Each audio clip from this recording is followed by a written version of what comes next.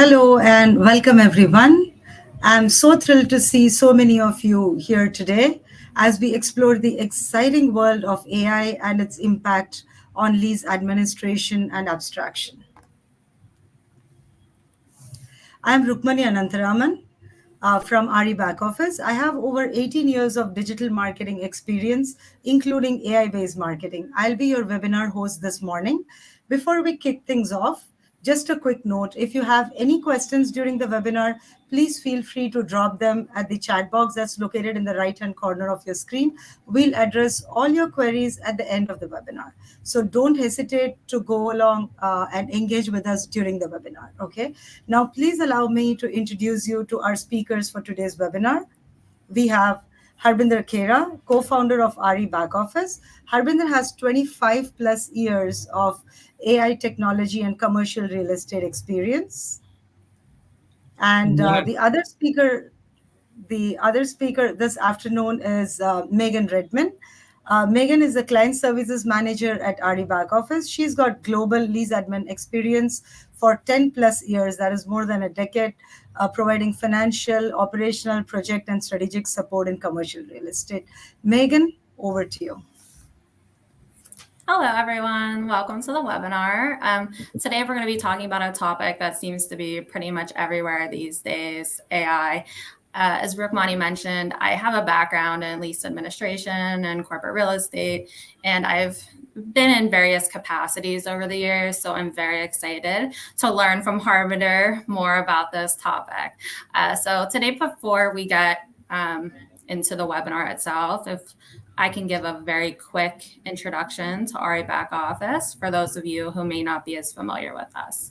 So RE Back Office is based here in Pittsburgh, and we are a leading provider of lease administration, abstraction, and CAM reconciliation services.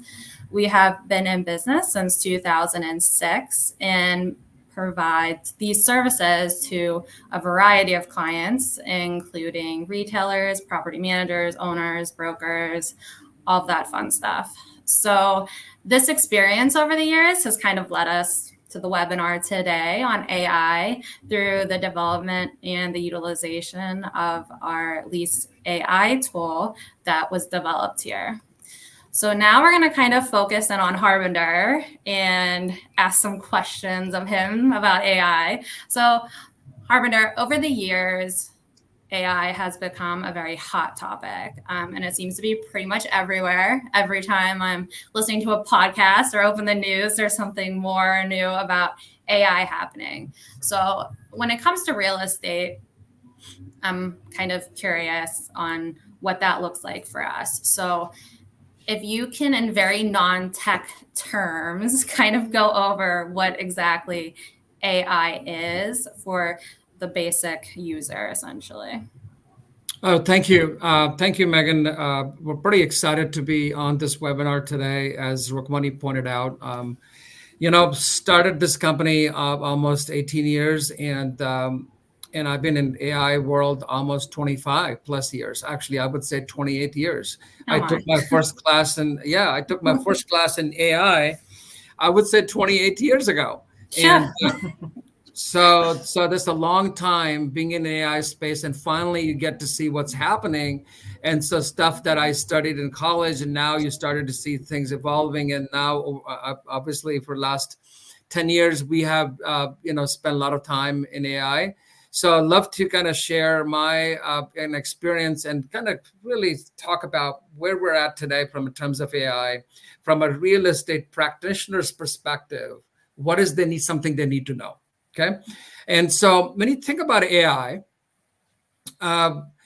so let me just kind of break this down. So for everybody who can really understand, and a lot of your folks have already experienced AI in some shape or form in the last 10 years. This is not new. Some elements are new. And that is something I want to talk about. All of you guys watch Netflix. And as part of the Netflix, or you guys go on YouTube and you watch some song, and the next reel that gives you another recommended music or recommended movie, that is part of we call as a traditional machine learning. Okay. That is all part of AI. Okay. And what is AI? Anything that you can, technology, technique that can mimic human behavior, that is AI. Okay. So just to kind of break this down, that anything that mimics the technology, human behavior, that is AI. Now, as part of the traditional machine learning that has been there for ages, and so if you think about recommended training, recommended learning, and recommended movie, recommended TikTok or YouTube, that is part of a traditional machine learning. Okay. Now, that is mostly mathematical. It's a linear algebra, statistical modeling that, hey, a group of people of this persona watch this, you fit in that persona, then you most likely you're going to watch this movie or watch this, video. Okay. That is part of very traditional. There's so many mathematical models out there, and that's the technology has been there for ages. And everybody has embraced this technology in some shape or form. If you guys are using a business setting, some training courses you have taken gives you recommended training. That is part of a traditional machine learning. Now, the deep learning, and that is what we're going to be talking about today, is the rise of LLM, large-scale language models. And that is actually, because where you are looking at the data set, that is humongous. That is like over 200 billion data sets compiled, organized in a fashion that's something that the technology that that you can leverage now, and I will be getting into the details of that. And you heard of Chat GPT and Bard, and that is all part of a deep learning LLM model, large scale language models. Okay. Now, if you think about large scale language models, what happens if you think about where a user is interacting with the data set, in a common language? Okay. And basically, where you come in and you ask questions, it looks at the lease data or any data, your private data, company data, and then it gives you the response back. The key is in common language. Okay. And sends it to, if you're using Chat GPT, I'm sure all of you guys have used it. And there is obviously, there's a lot of public data available. Now, depending upon the large scale language models that you might have used, there's a timestamp to it. They said, okay, this data has been updated almost maybe 2 years ago, or recently as of a year ago, or 6 months ago. Most of the language models may not have the most up-to-date data set, what is available in the public domain. However, that system has been trained to do summarization of information. That's what the large language models are doing. It is summarizing whatever you feed into it. It summarizes it, and you can say summarize in an email format, some blog or social. It gives you the data back. But the important thing is it gives you a data back in a certain format, but the data still is being unstructured. That you have to take that data set and structure it and use it the way you want to use it for your day-to-day use. Okay? That is what is happening today. So you're taking common language, and that is the paradigm shift that has happened because of the LLM models that have come up. Okay? So, Megan, is that clear? I just want to make sure. It's very clear. You were able to dumb it down for my level. So AI is everywhere, and it's so interesting, the various different types, especially. I didn't even know that AI was broken down in that way. Unfortunately, something that's not as fun or exciting is kind of, what do we do about data privacy, security, compliance, all of those not so fun things you have to kind of think about, especially when you have really sensitive information involved here. So could you kind of give us some advice on that piece of it and keeping data safe in the AI world? Absolutely. So before I get into that, I want to just touch upon one important topic, Megan. is why now? Okay. You know, as I said, I took my first class 28 years ago. And why now? What happened? And what happened where there's a lull period for the last almost 25 years, especially on the LLM side? What actually happened in the industry that has catapulted the use of LLMs or deep learning that is actually made as a commodity that every person has access to it? That is the key. Why now? Yeah. The biggest reason I would say access to faster computing. The NVIDIA chips, all that stuff has really transformed and made it accessible for common people like us to use these AI-based tools and data set. Technology was there, but now we were able to train. If you think about ChatGPT, has been trained of over 200 billion data points. They have consumed all the data dictionaries, the grammar, English, so much stuff has been fed into it. In order to do that, you need faster computers, and also storage. And then now that because of that, and it's also at a reasonable price point. Now, if I could do this 10 years ago, but it's so expensive that people will not be able to use it. Okay. The key is to have this technology available and made it accessible for everybody. Yeah. Now, coming back to your original question, privacy.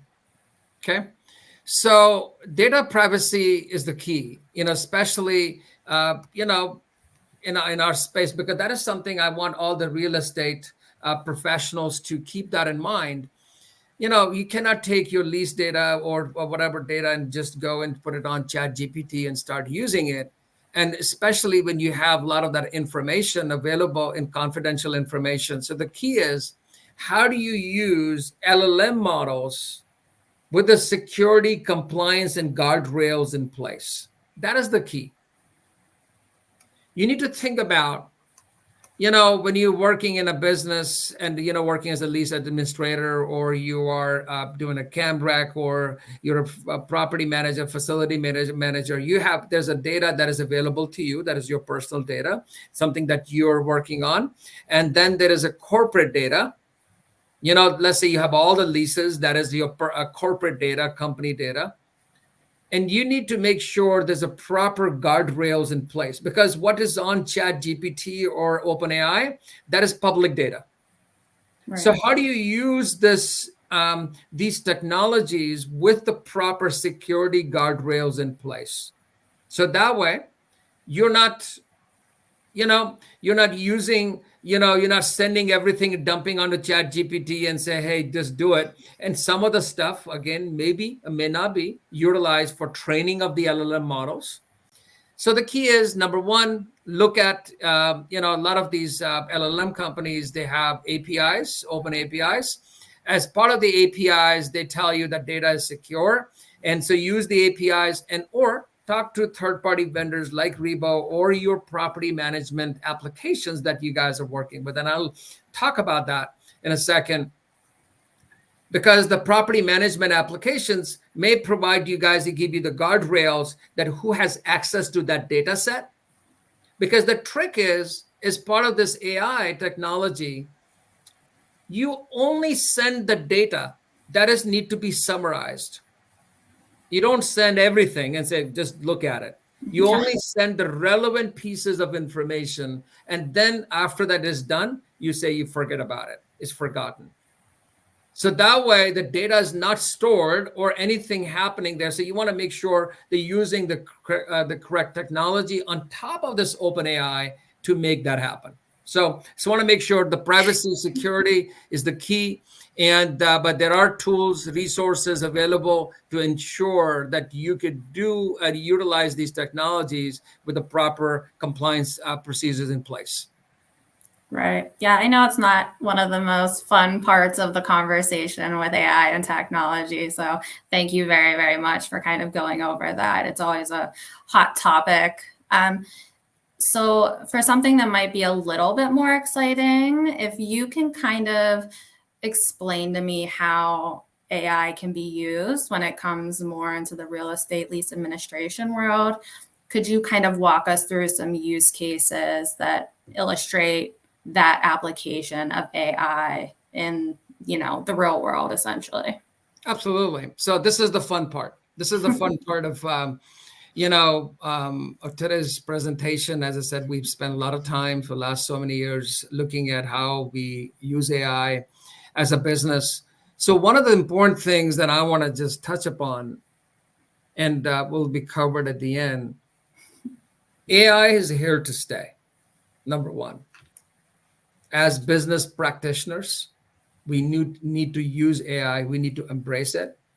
And I tell everybody, and all my clients and everybody, and I'm going to use a bold statement, that we need to think about using AI we need to self-destruct our business, self-destruct ourselves, how we do things, how we operate, use AI to make our day-to-day business practices more effective, efficient, learn from it, and pass the savings to our customers, pass the savings to our business, to CFO, because everybody has to see the benefit of that. If we don't do that, the competition will destruct you. Other folks, AI will destruct you. It will be replaced down the road. Embracing it and becoming more effective with it, and that is the key. So there are many use cases, and the first use case that comes to my mind, and that's something that we at RE Back Office, start embracing machine learning. By the way, I'm going to say machine learning almost 7-8 years ago, and we built our own Lease AI tool. And basically, what it does, and again, that is one of the lease abstraction is one of the key. Where you have thousands of leases, different languages, data coming in, how do you summarize it? How do you do all that stuff at scale? That is really where you use the AI technology, machine learning part initially, and I have a little box at the bottom says OpenAI, and that was an add-on last year. And I'll tell you why we have done this. So basically what you can do, take a PDF, take an OCR scan document using obviously through the guardrails, and you can find the financial data, find the addresses, find the clauses, summarization of clauses. And again, one thing that I mentioned earlier, the data coming from these systems, it's coming in a very unstructured format if you have to use this with the property management application. A lot of property management application, a lot of our partners who are on the call today, they have some plugins or they work with us. They have their own, lease abstraction capability. They're using machine learning that they have done in the past. Okay, now everybody is also adding OpenAI to it or LLM models, and I'll tell you why. Okay, as an example, when you look at a lease, you have many addresses. You have a landlord address and mail to address, and when you have a bunch of addresses, when you OCR the data, it gets jumbled. Yeah. So it gets jumbled. Now, and this is where the beauty of AI comes in, LLM. You can just take that jumbled 3 addresses and send it to OpenAI and say, hey, format this for me. That would be nice. And it does it beautifully because it has the access to the public data. It has got every possible address in the world is being fed into the system. It knows exactly that street belongs in Pittsburgh, that zip code. It will organize and separate that for you beautifully. Wow. And that's really where you're using a combination of ML and OpenAI combination, and that's where you do use it for lease abstraction. Okay, so the next screen is just kind of walk you through, shows you where you can see this is our, where you can see all the fields being abstracted automatically. Mm-hmm. And then there's a lease, it points you to the address and the location where the data set is. So you can do the QC. The important thing is integrating with your workflow. So, and I know, Megan, what you're thinking is the quality. Yes. The Always. quality, how accurate is this? And, Yes. I'm sure this is one of the questions that you wanted to probably ask. And this is something, yeah, go ahead, Megan. Oh, yeah. I'm just so curious about how you ensure accuracy and how that kind of works on the back end. Yeah, because this is one of the most important things. It is, as I said, AI tool platform. It is not 100% replacement. It is acting as a co-pilot. And so if you go back, basically, the AI tool, the quality that you can achieve is in the range of 85% plus or 90% plus. It really comes down to the quality of the documents, the data you're abstracting. But when you think about from a lease, this is what we are able to achieve 90% accuracy, in some places 100% accuracy. But that doesn't take away need for QC1 and the QC2 teams. That's very important. Because think about this, the risk. If you are abstracting a lease and the data has been abstracted and you charging 120, 130 bucks a lease, whatever the number is, an incorrect date or something, if that happens, you cannot blame the AI that AI did it. You have to take the ownership. You want to make sure the data is right, double check it. Okay. Yeah. Yes, it absolutely helps the abstractors. So we're trying to use the technology to abstract a scale and pass the saving to our customers. Remember, we talked about passing the savings. If you don't do that, that's bad. Okay, it's not a good practice. Use the technology, make yourself more effective, improve the lives of your abstractors more better. Because at the end of the day, going through the leases, thousands of leases is not an easy task. And if you have to read through and sift through, and makes a pretty difficult, challenging job. Use the technology to make the lives of your abstractors better and make them more effective and efficient at what they do. And then that's really where we see the AI technology helping, especially from a lease abstraction and adding that QC and QC2 on top of it. And is acting as a co-pilot. Got it. Okay.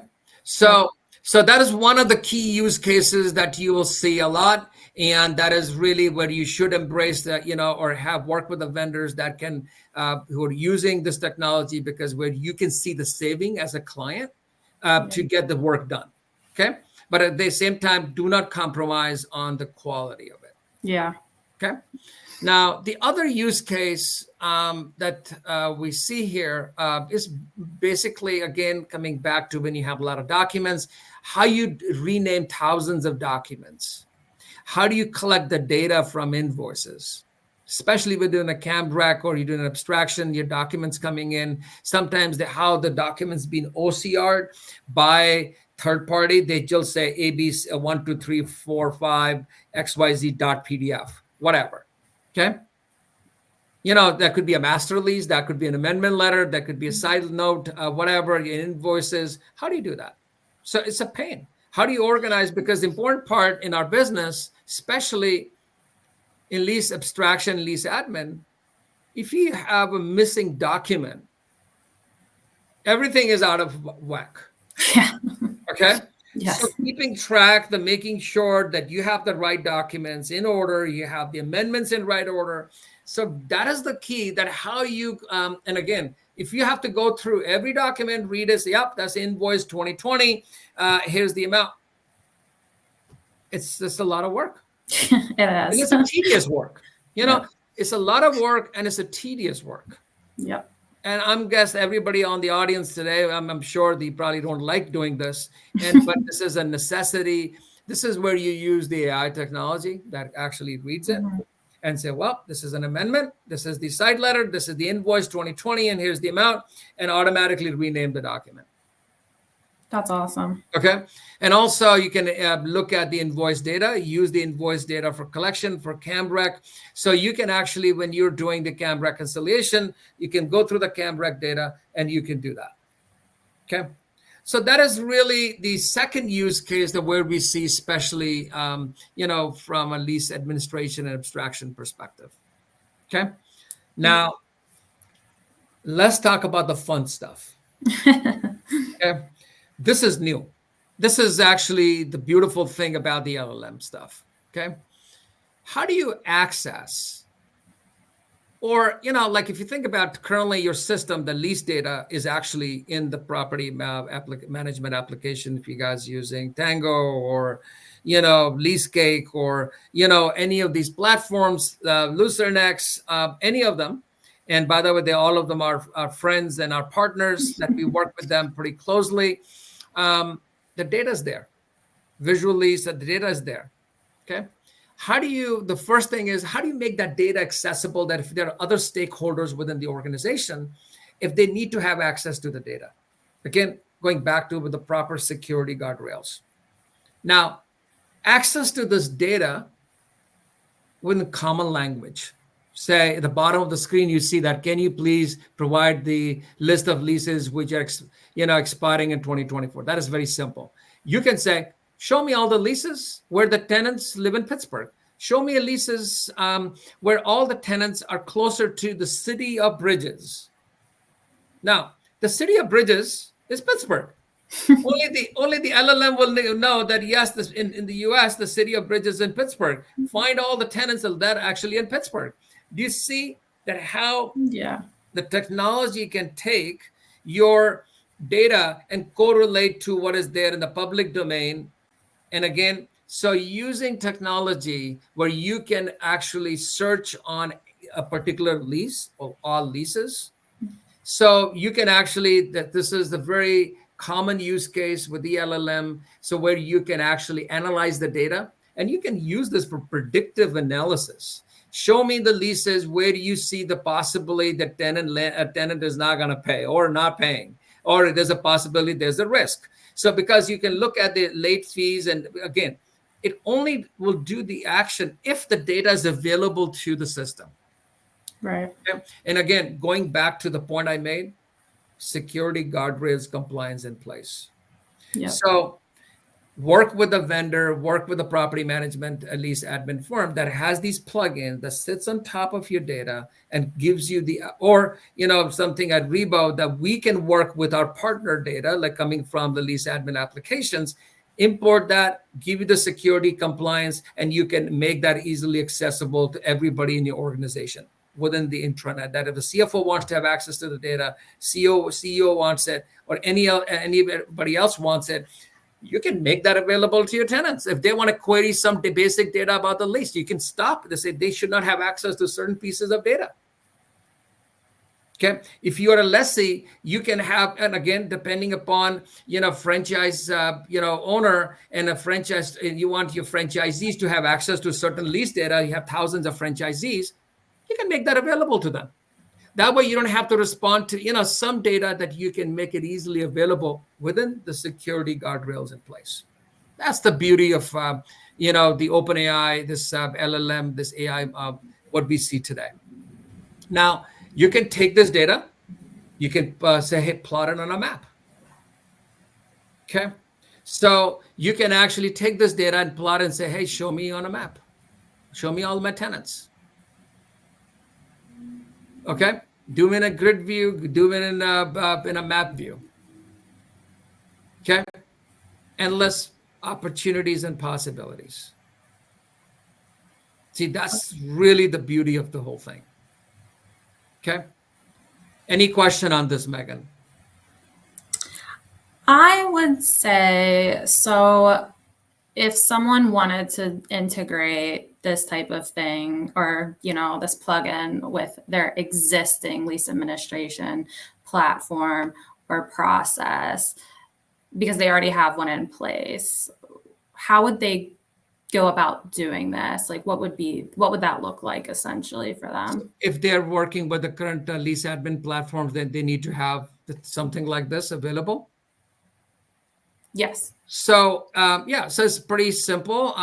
Depends if the current lease admin platform, they can, if the data could be exported in real time, even as a part of Excel documents.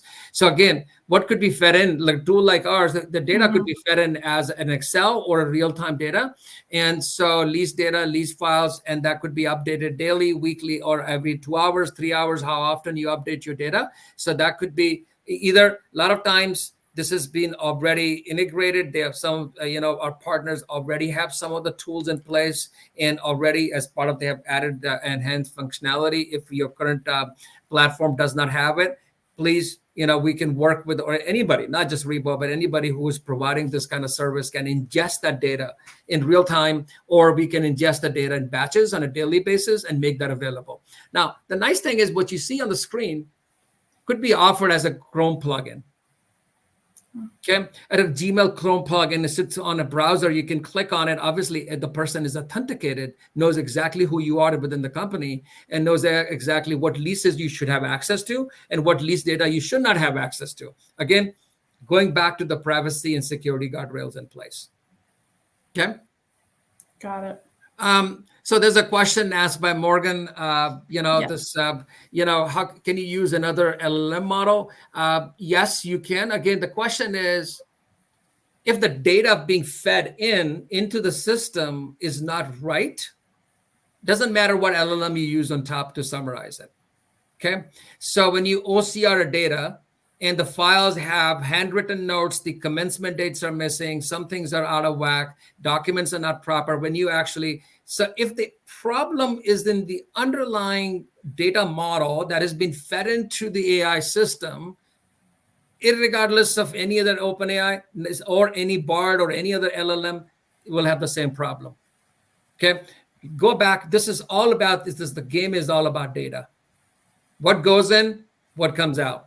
And there's an element of hallucination. So when you actually look at what that is, when you look at, looking at your own data, and there's a chance that you get a much better responses if than the public data. So there's sometimes these LLM models have chances of hallucinating, giving you some, or they'll make stuff up, basically.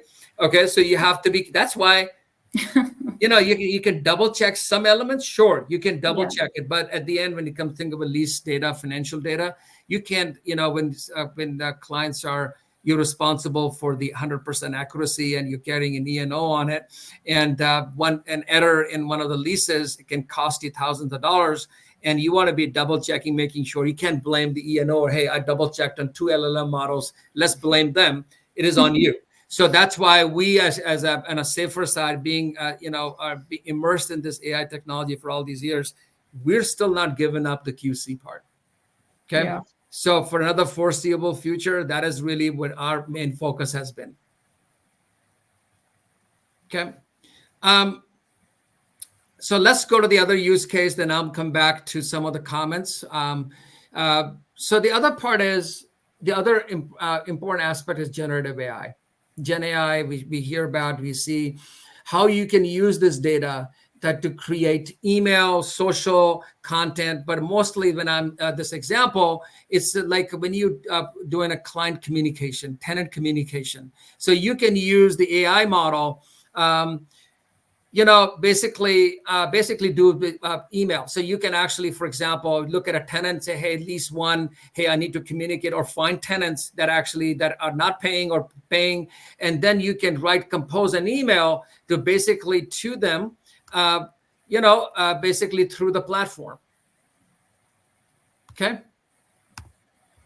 So basically what it does, it can compose. This is really the beauty of generative AI. People are using for blogs and website content and everything else. So people are using this for, so you can generate any stakeholders you want to send a summary of notes to CFO.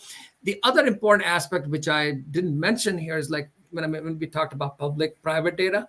Mm-hmm. The private data is, for example, you got on a conference call, and you summarize the Google Meet notes and transcribed, or you got on a call with a tenant or with a landlord, depending upon which side of the coin you're working in. So you can look at the transcribed data. You can upload it into the system, as a private data. This is your private data. And you can upload this and say, hey, just compose an email summarizing my meeting with the tenant, or please summarize my meeting with the landlord, or XYZ. It can summarize it. And you have meeting notes. You can compose a beautiful email, send that to email. And this is all done within the platform or outside, whatever, and they copy paste into your Outlook or Gmail, whatever you're using. Again, this is really one of the cases that you hear a lot, about Gen AI, generating emails, blogs, social content, PowerPoint presentation, sentiment analysis. You get on a calls with, and you can do sentiment analysis, what the mood was on the call. Hey, everybody was happy or the cheerful, and people had a lot of questions. And that is really where the Gen AI is coming into play. Again, what is Gen AI? It is summarizing it for you.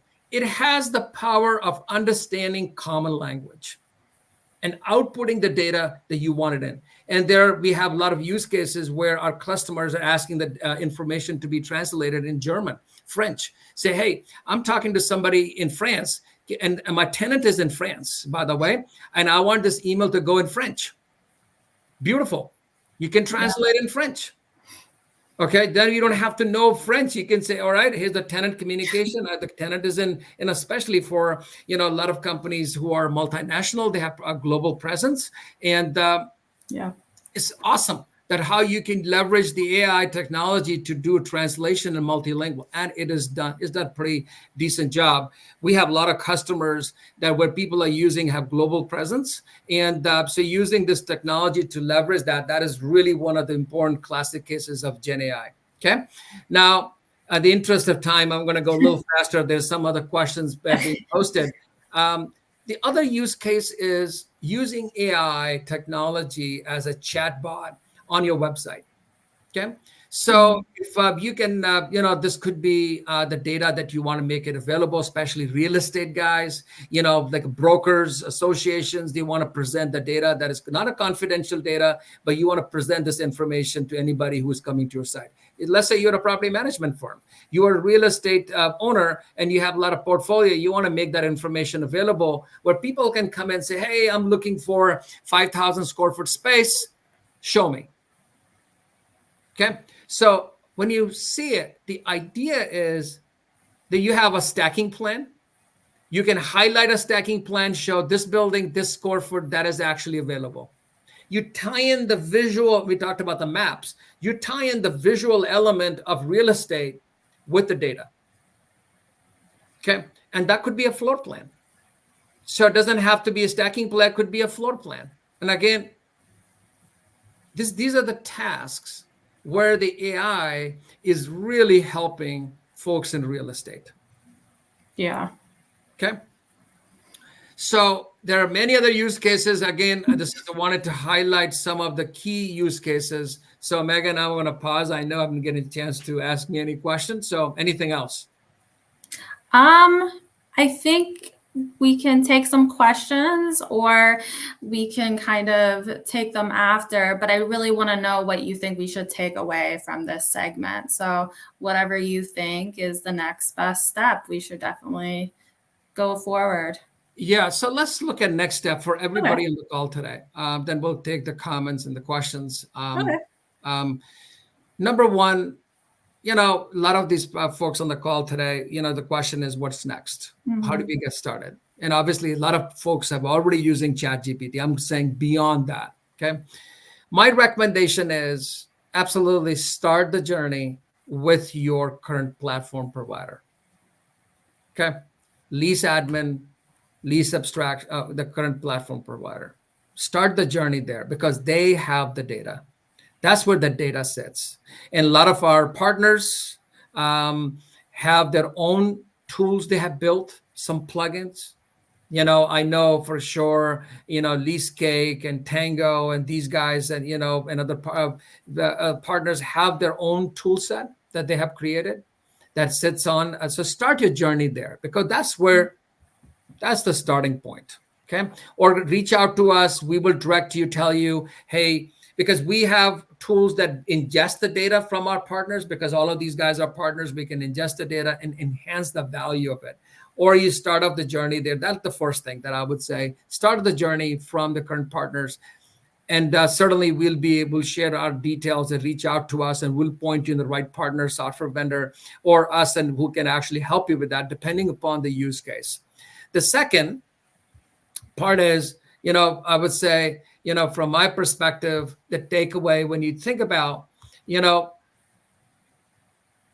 from a key takeaways, don't overlook the data security. That is the key. Making sure, don't just take up, your PDF or something, you got excited and put it on ChatGPT and say, hey, summarize it. Okay? Be cautious. Don't try to put any of that data, but you can certainly put the jumbled addresses. You can put it up, and it'll clean it up, because that data is already available in a public domain. As long as you're not putting a mail to address and landlord address, just say, hey, clean this up without the header on it. It will do that. Okay. The other part is, as you can see, the quality. And again, as Microsoft has pointed out, AI is your co-pilot. Okay. Now, one of the important things that I would say, everybody who's listening today, and this is what I tell everybody, human touch, human relationship becomes indispensable, after quality part, because what is going to happen if you look at the world of AI, the trust is going to erode because of all the stuff that you're going to see on internet. Sometimes you will not trust something and say, hey, I'm not sure if the person is real or not. Okay. So the trust is going to be the future currency in the world of AI. So the important thing here is focus on human touch, relationship with your tenants, the people you work with. And that is really the key. And again, you need people to double check the work. So use AI as a tool, as a co-pilot, to make yourself more effective and efficient. And again, the last point, which is the most important thing, if you embrace it, learn how to use AI. Prompt writing is the key. That's something I didn't get a chance to spend time on, and leverage it. Because if you don't do it, somebody else will do it. And that will be detrimental to your personal profession, to your business. So that's really, I tell everybody. So in my other businesses that I run, use it to self-destruct your business, yourself. I know I'm using a very strong word here, self-destruct, but that is the key. Otherwise, somebody else will destruct you. Yep. So now I'm going to move on to some of the comments that are there. So there's a lot of questions. Wow. Thank you. Yes. Now, is OpenAI a SaaS model? It is actually a SaaS. This is actually a subscription that you can buy. It's based on tokens, and there's a price tag, and it's a pretty reasonable, service from Microsoft for OpenAI, and you can get the enterprise licensing key. The key here is that you want to be judicious what you send to them, in a sense that it comes to data. So the techniques that we have deployed is, you don't want to send too much information. One of the things about OpenAI, they don't take images and videos at this point. When you look at the PDFs, they only look at the textual data. So when you're sending a PDF, don't send the whole PDF. Take all the text out of the PDF, send the text there. Okay. So that is one of the techniques that we deploy. So we actually look at scrub all the text, and then we use other techniques to find the relevant text out of thousands of documents and send that paragraph only to OpenAI. Otherwise, you can send the whole thing. It's going to cost you a lot more money. So you want to be using effectively what is the right technique. And if you guys need our help on that perspective, we'll be more than happy to educate you guys what is the right way of doing it. But that is the key. Okay. The question about OpenAI for utility tracking or ESG compliance, I have to check. We are in the ESG business ourselves, but we have not used OpenAI for utility tracking. So that is something that is a good use case. Let me get back to you on it. So then there's a question from Mike. does AI know how to use ROFRs? I personally don't know if it might be helpful. Mike, if you can tell me what ROFRs are. Megan? Right of first refusal or right of first offers. So it's an option. It's basically an option within a lease. So it's a specific area of the lease. Yeah. Okay, absolutely. So you can actually write rules that you can find that, and then actually you can take actions. The other part that I'm going to talk about is just quickly, but a couple of minutes left here. AI is going to summarize the data, find the right word in the clause and summarize it, and then it's going to give you data back. Okay. The action you want to take on this data is going to come in a little bit unstructured format. Okay. You want to organize the data a bit, and then you have to write your own top rule-based engine actions that you need to take on top of it. Okay. That is really, when we use our lease abstraction tool, we tie in with a lot of our partner platforms. So we abstract it, and then we we create a structure to fit into the structure of the lease admin platform. So let's say you're working with LeaseCake or Tango or LucidNX or any of our partner products, Lease Accelerator. And so in that case, we try to extract the data, convert it the format, because the date, like this example, is a date field. If date field has many different gazillion ways that you can represent date, and how it is being used in your lease admin, we do the translation on our end, what comes out of the AI, and so that it fits in properly into the platform that you're using. So there's a layer that you always have to keep on top of that. Okay. All right. Any more questions? So I'm hoping, let's go to the next screen here. Just to wrap this up, I'm sure you guys will have a lot of questions. Feel free to reach out to us, and you have my number, email, and email it to me. And any question about the AI. As I said, I've been spent a lot of time doing this. We have many tools we have developed doing this, and we're immersed in good, bad, and ugly. We know everything about it. Okay. And obviously there's a good, bad, ugly to everything people do. So again, best practices, what is the right way, security, compliance across the board. And that is the key. What is the best way of doing that, utilizing the data? Ping me, go on LinkedIn, connect with me. You will see I'm a CEO of another company. As I said, many businesses we're extensively busy on the other side. Connect with me, any questions you guys may have, and I'll be more than happy to answer, and reach out to Megan, any of my team members. Thank you for your time today. And we will share the presentation with you guys after the call. Thank you. Thank you. Thank you, everybody. Hey, we had one request for a list of partner platforms that we work with on the chat. So maybe we can send that out separately to Michael. Okay, so Michael, we will do that. Yes, we have some very specific questions so that we can answer separately, like how do we integrate with ERD and Lease, how it integrates with ERD, and so on and so forth. So maybe we can get in touch with them separately and provide the answers. So Yardi is our partner as well. And again, so we have partners on the lessee side and the lessor side. And so we work extensively with the Yardi on the lessor side.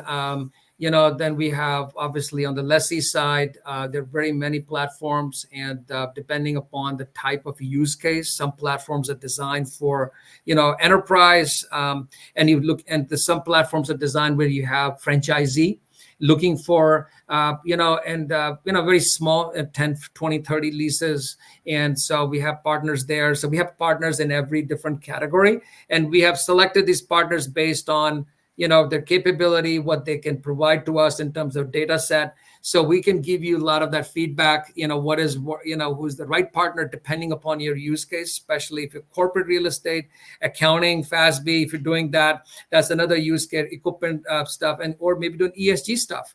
Not everybody has moved to the ESG compliance stuff. And if you're looking for a partner that does both ESG and everything, so we'll be more than happy to give you some guidance and counseling on that perspective.